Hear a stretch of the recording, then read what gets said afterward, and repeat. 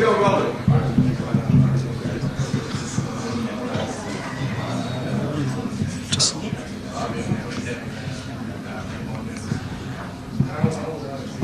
hello and welcome to this talk called BloodHound from Red to Blue. My name is Mathieu Saulnier. You can find me on Twitter at ScoobyMTL. Just a little bit about me. So I work in InfoSec since 2000. I've been a Blue Team member for the last 7 years, working in different SOC. I'm a security architect at Bell Canada, which is one of Canada's biggest ISP and telephone company. My roles are Adversary Detection Team Lead and Threat Hunting Team Lead. I'm also a DEF CON Blue Team Volunteer Village since its creation last year. At this point of the presentation, you might wonder if I'm mentally challenged or if I just have an accent. According to my doctor, it's because I'm French-Canadian that I speak like this. So French-Canadian or Canadian in general, we're nice people until we start talking about hockey. And if you're not from our team, you better STFU. Little bit of advice as well. I do not pronounce H in front of words, and I don't pronounce S's at the end of words. A little bit of the agenda here. So we're going to do a quick overview of BloodHound, some basic usage of BloodHound. We're going to start customizing our BloodHound, mainly using Cipher language. Then we're going to focus on destroying attack paths. And finally, we're going to do some reporting and automation. So in the room here, who has worked with BloodHound before? Okay, and who has used Cipher before, built their own Cypher query? Okay, perfect. Defender thinks in list, attacker think in graph. As long as this is true, attacker win. Very famous quote that you probably heard before from John Lambert from Microsoft. But what does it actually mean? Or actually, well, BloodHound is one of those tools that can help you shift that and see your network as a graph. So when we talk about list, what do we mean? Well, we mean these kinds of lists. So the list of asset, a list of server name, a list of group, some serial numbers, all things are very useful. And then when you go inside this, you have yet more lists about installed software, open ports maybe, compliancy check, vulnerability list, so on and so forth. When we're talking about a graph, what are we talking about? Well, first of all, graph is not only for security, it's for anything. I'm going to give you an example in the real world. So this is you and Alexis, and you're in a restaurant. Come along, Taylor and Jordan. Now you become infatuated with Jordan, so you want to get something. So you're going to leverage different relationship in order to get what you want. So you're going to get your family relationship to Alexis, which is a coworker of Taylor, which is a friend of Jordan. And with that, you will get Jordan's phone number. And by the icon I choose for phone number, you get an idea of how old I can be. Now, I hope you also like the fact that I'm using gender-neutral names and relationship. Make a big effort into this.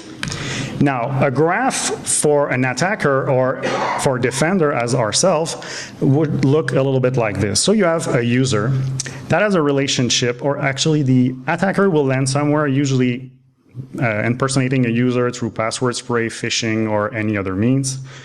And then that user will have an admin right, for example, to his own machine. A very bad InfoSec practice, but it does append more than we want. Then from that machine, he might be able to RDP to a server, such as a terminal server, onto which there will be a lot of users having sessions. Depending on the size of your organization, it can go from hundreds to thousands. And among all of those users, one has a little crown here, so that user has a session. And why does it have a crown?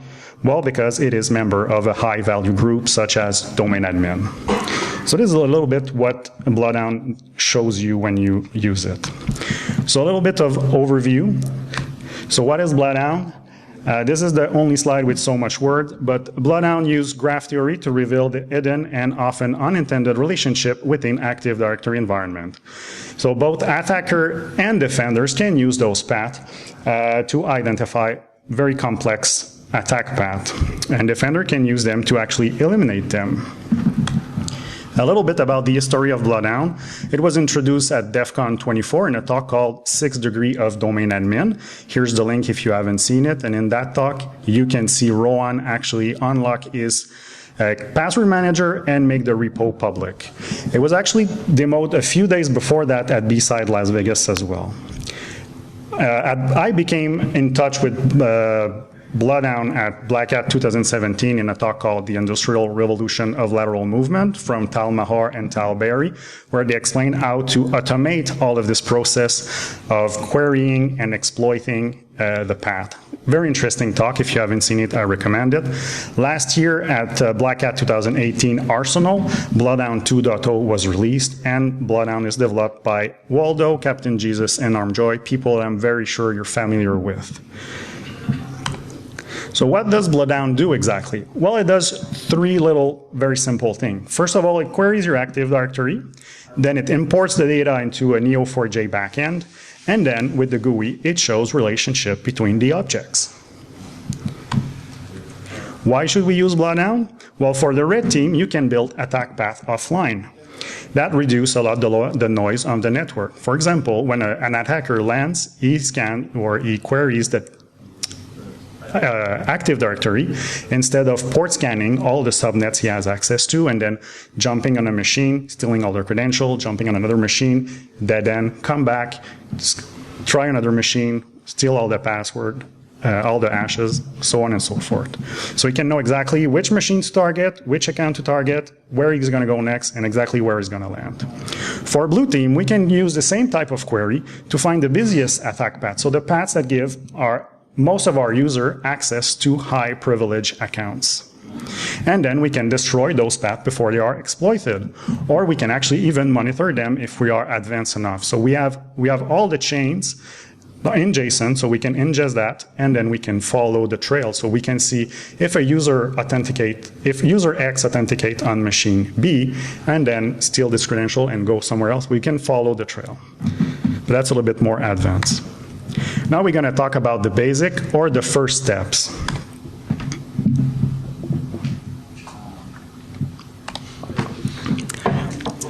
First of all, we need ingestors. So there's three main ingestors for BloodHound. There's Sharphound, which is a C# executable. There's invoke BloodHound, which is a Python script that loads reflectively BloodHound, and then a Sharphound, and then there is the BloodHound Python that was developed by DirkGen from Foxit.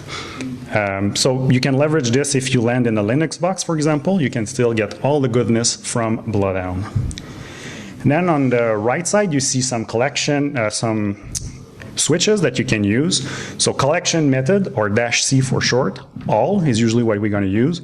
And you can add logged on, because all does not include logged on, because in Windows Server 2016 and Windows 10 10th anniversary, you need to be local admin in order to get that information. Then if you want to be a bit more stealthy, you can use DC only. This is usually not something that we as Defender are really, we don't really care about that, but I just put it here to explain it.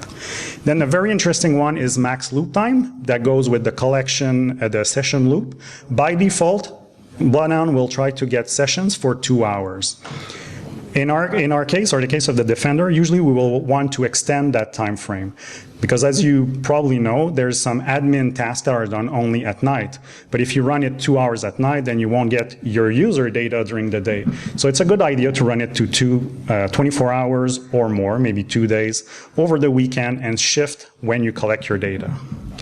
Then there's the search forest switch that is interesting if you have more than one forest. So it will query all your different forests. For all the other switches and information, you can use Sharphound-H for help, or you can go directly in the source code. Sometimes there's some options that are not documented in help, or the switch change a little bit and the help file is not always up to date.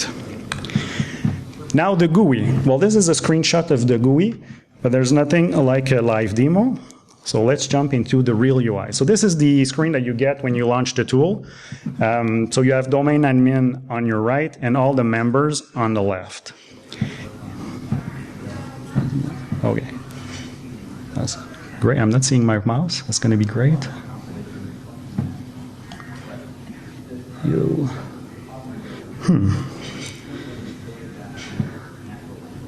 Do you feel a bit dumb now? Can I see it here?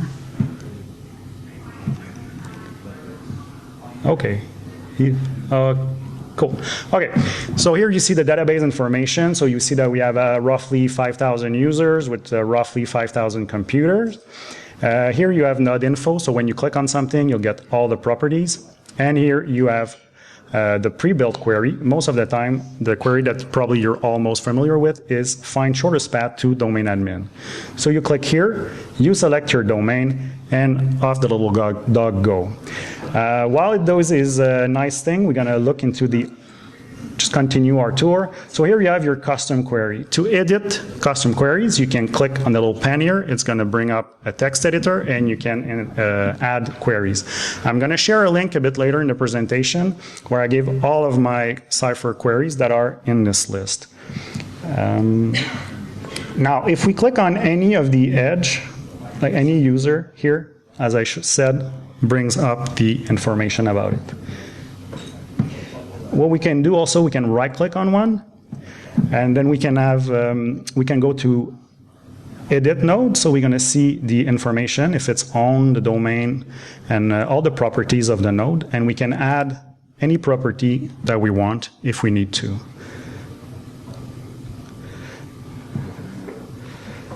Another thing that we can do with the right-click is mark as owned. So if we know that this credential, this object was owned by an attacker, we can mark it as owned, and we can mark it as high value as well.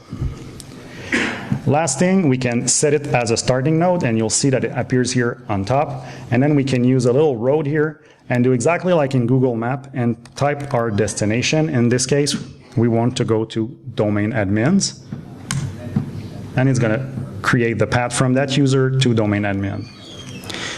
Other things that are interesting here is you can right-click any edge and get help about what it does. So here, very bad render, but anyway. Help on RDP, so you have all the information, how you can abuse, some OPSEC consideration, and then some reference that you can go read further. You can use this. As you saw, it was a bit long to generate the shortest attack path graph. So if you have a more, like a very big database, it can take hours to generate. So you can export the graph either in PNG, so an image, or in JSON file that you can load after using this little button here, and it's going to be way faster to generate your graph. Here you can upload data, but you can basically just drag and drop in the UI. It works as well. This change layout, and here we have the settings. So in the settings, two things I want to point out. First of all, the query debug mode, which works with the raw query bar down here. So if this is enabled, every time you click somewhere, it's going to update the query at the bottom, and this is very helpful when you want to learn Cipher and you want to modify your own query.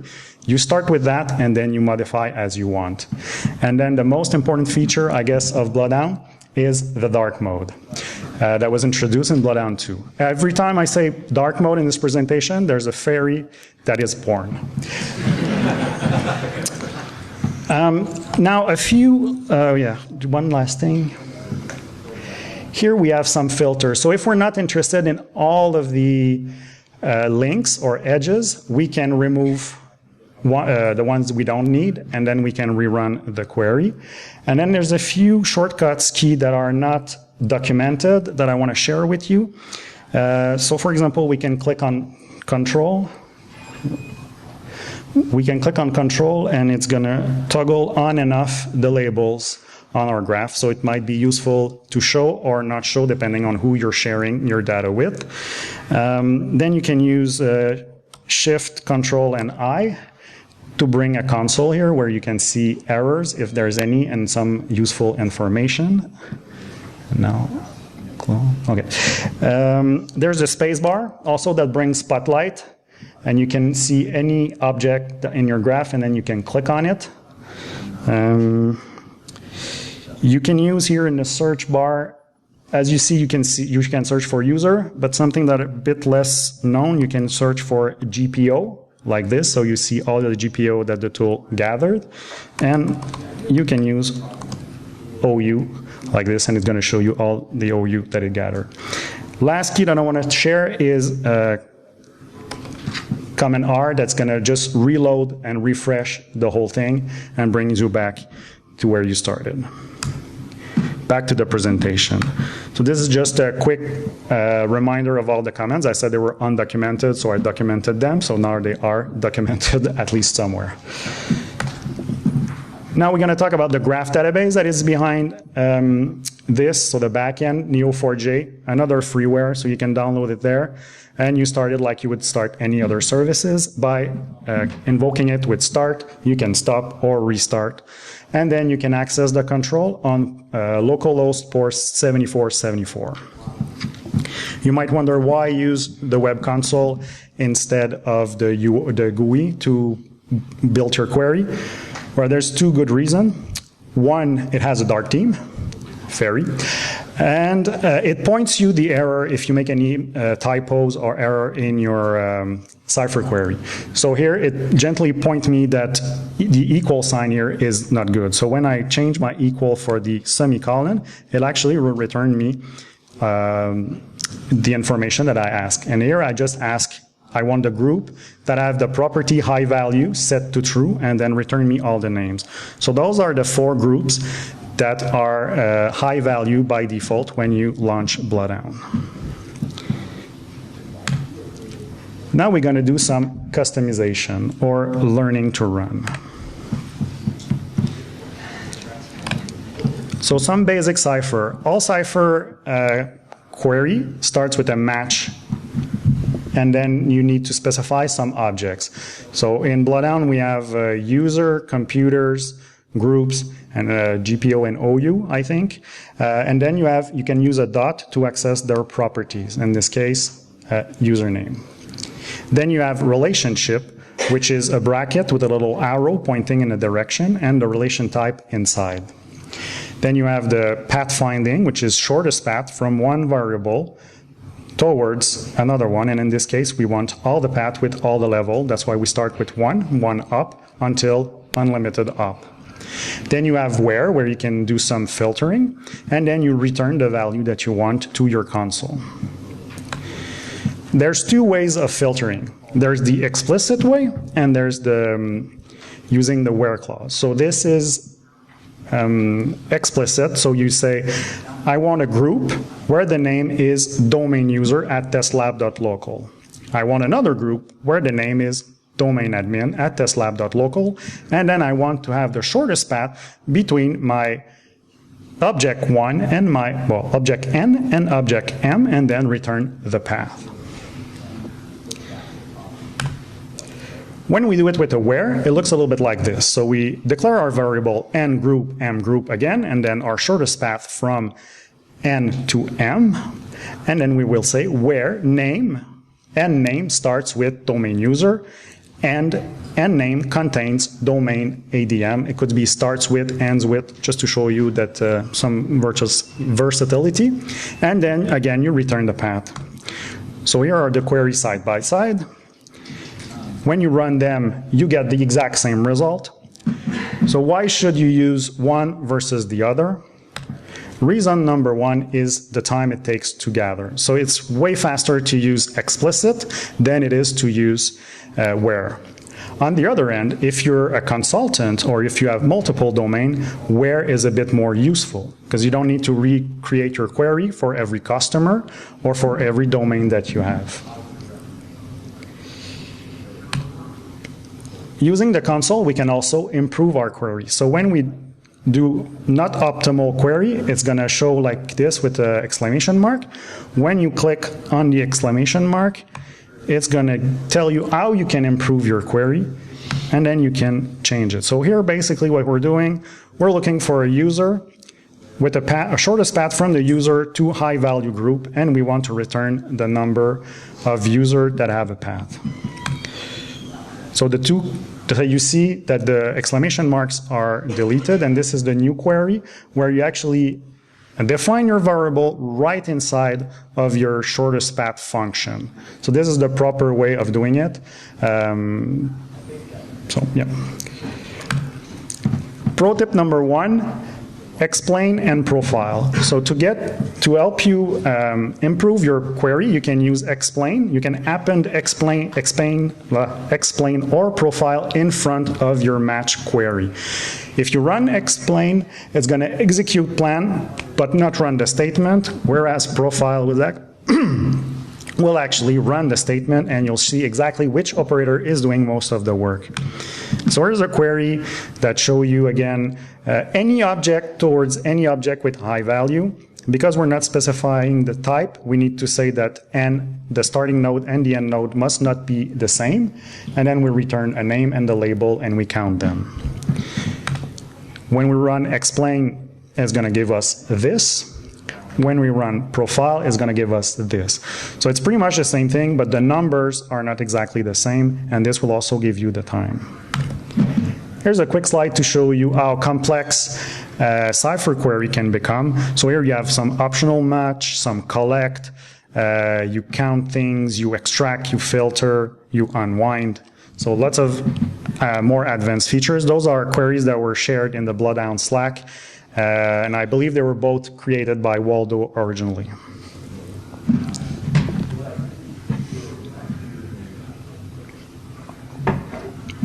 Here are some useful queries that you can run. So first of all, about domain user. So this is usually one of the things that I like to start with, is to find every rights that domain user have on the network.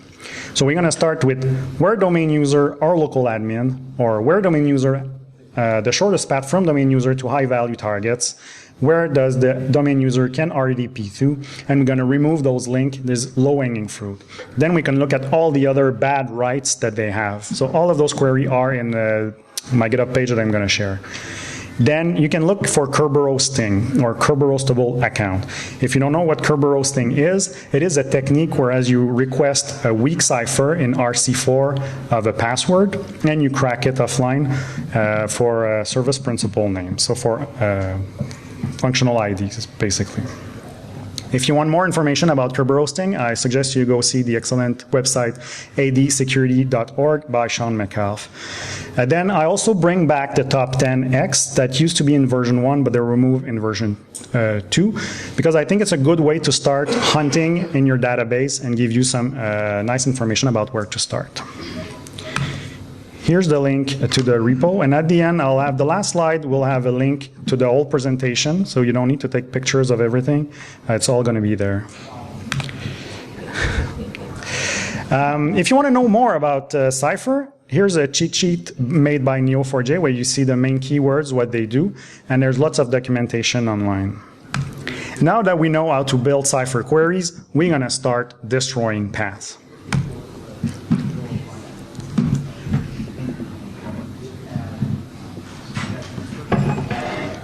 So we're going to start in a control environment, and we're going to start by creating a problem ourselves.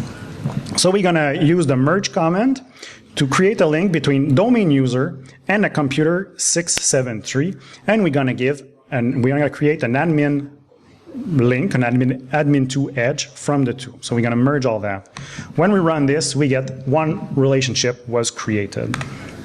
Now we're going to test that the new relation was actually created, and so we're going to do a path where groups domain user is admin2 computer 673, and we're going to return the path.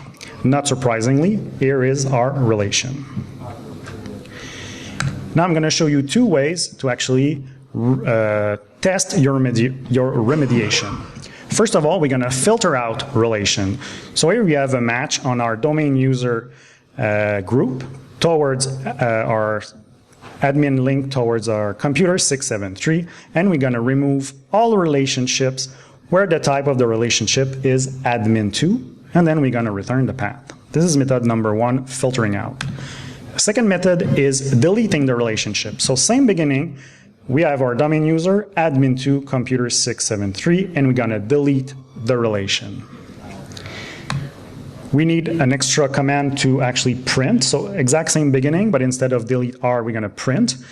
And not surprisingly, when you run those commands, you get no data. Now that we have something that works, we're going to test it against live data. So here's again our basic query about finding all the domain user path to domain admin, the shortest path. So when we run this, we get this this path, sorry. So now you might wonder when you should use filter out versus deleting. If you have only one edge of a type, it's a good place to use filter out. If you have multiple, you're better to delete it. So here in this example, we're going to tackle execute decom on the top here, and as you can see in the path, there is no other execute decom, so it's a prime target for filtering out. So here's how it looks. So we are same, the beginning is the same, and then we're going to filter out the relationship, execute decom, and we're going to return the path. If our mitigation was right, we should not have any path to domain admin anymore. Houston, we have a problem. There's still a path, but now instead of 6 ops, it's 9 op away. So the mitigation that we want to apply or that we want to push to our sysadmin is not effective. It's not going to fix our problem. So this is one of the reasons why you want to test before you ask people to do something. If you ask them to do things and in the end you have the same number of vulnerable or the same number of paths, they're going to lose faith in the product, they're going to lose faith in the process, and most importantly, they will lose faith in you, in your process, and your team maybe. Pro tip number 2, now we have 5 groups that are high value by default. In your organization, you must probably have more than that. So here's a query to find groups that have a name that contain admin and that don't have the high value property set. And then you're going to return those names. So here, for example, we have Asia admins, Europe admins, and North America admins. So 3 more groups that the user are admin. So what we're going to do is going to use the same beginning, but instead of returning the value, we're going to set the value, the attributes, to true. So this will change our 5 group from the beginning, when we run the high value groups, to 8 groups.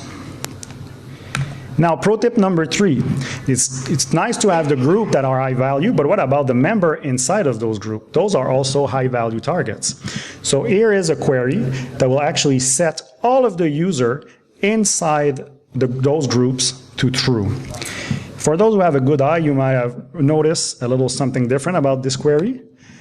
The relationship is reverse, so it goes from right to left. This is just to show you how flexible the query, the Cipher language is.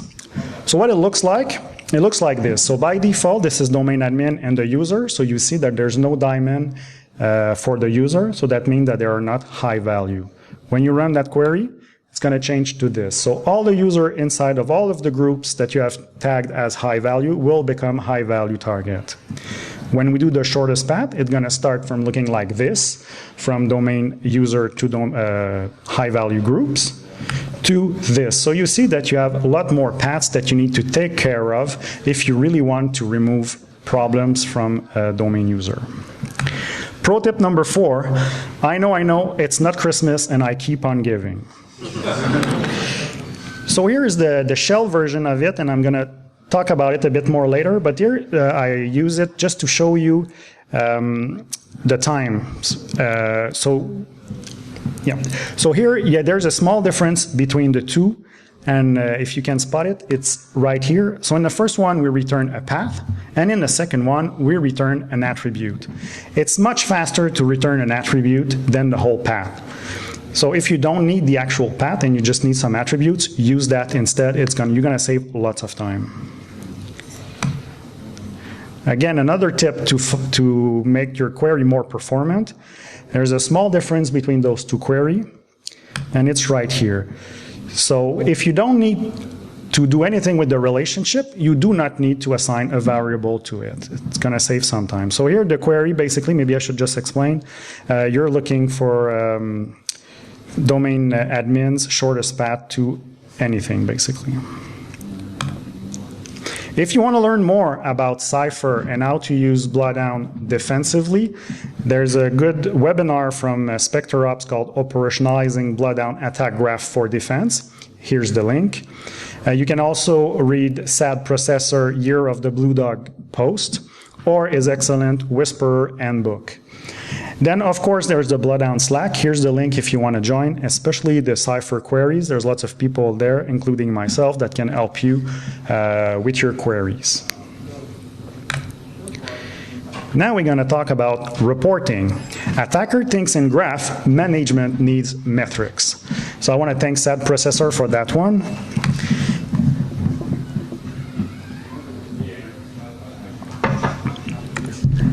First query we're going to run is the percentage of user with a path to domain admin. So we're going to start with our query where we're going to look at the user, any user that has a path to a group called domain admin, and we're going to count also, we're going to do a second match where we're going to count all the user that we have in our database. So distinct user as user total.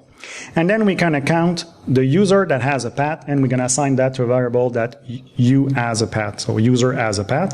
And then we're going to do some math directly in the return function where we're going to say user that has a path divided by the total of user multiplied by 100 give us the percentage. So right now in our database we have 100% of user that have a path to DA. Normal, we created links earlier in order to do that. Now you can show in table like this, month over month, your progression. So percentage of user with DA can go from 157.12, and all your other queries, all your other metrics can be there. If this is not visual enough for your management, you can use gauges. And honestly, if they don't understand these ones, I cannot help you anymore. Those ones were built very easily with Google Docs, for example. Now this is a query that I'm extremely proud of. I worked very, very hard, and I actually made it work just last week. So I just put it in. What it does actually is it gives you domain admins with session on non-DC machines.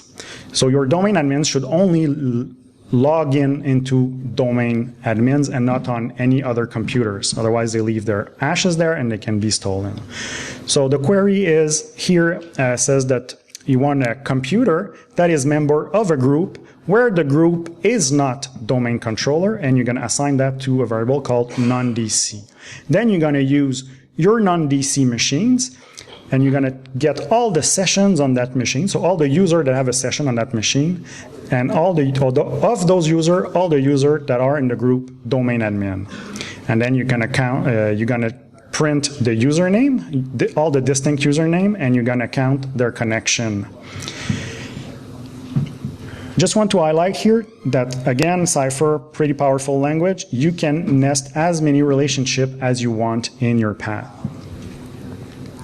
When you run that query, you're going to get something like this, where you get the name of all of the name of all of the admins, or the domain admin accounts, that you have, and the number of computer they are connected to that are not in domain controller.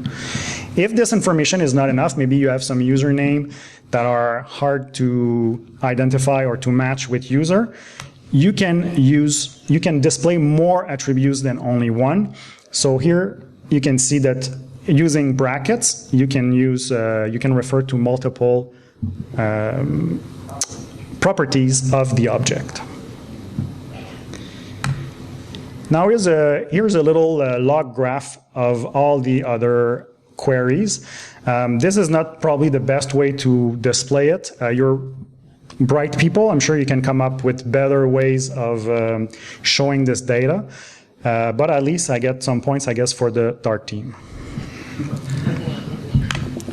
Now we're going to talk about some automation.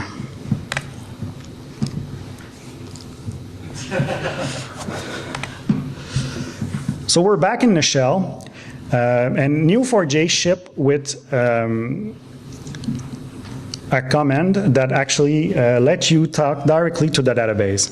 So what we're going to do, we go to the bin directory, we export our username, we export our password, and then we can paste our query, Cypher query, right there with the Cypher shell. One important note is that you need to enclose your query in brackets. So it's a good habit to always use double quotes in your queries, and then you can use single quote when you're using that. Or the other way around, doesn't matter. You can use single quote when you build your query if you're more used with single quotes, and then use double quotes in the shell. But try not to mix and match because you're gonna have lots of problem. So here the query, basically we're looking for a Kerberostable account in high value groups. So that's why you have groups high value equal true and the property as SPN equal true. Then we're gonna return the name as username and the group name as group, as you can see in the return function here. So in the shell it's gonna look like this. So it's pretty readable, but it's even more readable if you send that information into a CSV. Now we're gonna cat the CSV output and we're gonna get something like this. So Q8 is just because the query that I've run is my 8th query in my list. But you can add maybe the month, the date on your query so you can keep track. Now from this output in CSV, if you open in a spreadsheet, it gives you something like this. So that's very easy to share with your management, with your admins, and everybody. I mean, who cannot open a spreadsheet, right? Now, we can also do some alerting. So month over month, we run the same query, or week over week, or whatever the time frame you do. So you run the query, you compare with the last result, and then you alert if the number increased. For example, this month we have one Kerberostable account in high value group. Next month we have 3. We want to investigate why we have 3. We want to maybe create a ticket for that. Maybe it's legit, maybe not, but then we can adjust and we can make sure. It's already time for the conclusion, so I think I went way faster than usual. So using a tool like BloodHound, Defender can think in graph too. I think I've demonstrated that Cipher is a very flexible language. It's important, I want to reinforce the fact that it's very important to test the real impact of a remediation before you contact your sysadmins or your administrators. So they keep on believing in the process and in the tool and in the mechanics. Also, another little takeaway is that not all queries are worth automating with BloodHound. I'm going to give you an example. It's easy, as you saw, to see all the domain admins from your domain with BloodHound, but you probably want to, you will run BloodHound maybe once a quarter, once a month, once a week, but you probably want to be alerted in real time when there's a new domain admin in your group. So you better use Windows Event ID 4728 instead of using BloodHound for that. Now it's time for the thank you. So I want to thank BSidesCharm for giving me my first opportunity to talk here in the US. I want to thank Sean McAuliffe, Tal Berry, and Daniel Bohannon for all the talks that they're doing, the way they're sharing things, the energy they put. They really inspired me to submit a talk here today. And a very special thanks to Waldo and Captain Jesus for being very supportive of the whole community, giving free tools, and just being really nice sports in general. As promised, here are the links for all the slides. If you have questions, I think we have plenty of time.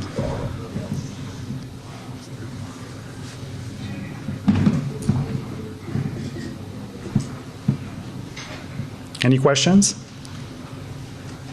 Yes? What's the learning curve on the Cypher query language? Is it something that's easily picked up, or is there online training? Okay, so the question was how's the learning curve for Cypher query?